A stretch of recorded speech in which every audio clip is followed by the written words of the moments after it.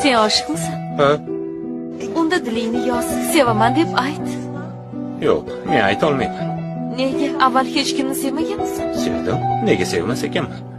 Xo'sh, o'ziga aytganmiding? Anchagacha uzoqdan sevib yurdim. Juda qiziq yigit ekansan-ku. Hozir muhabbatingdan bexabar qiz kim?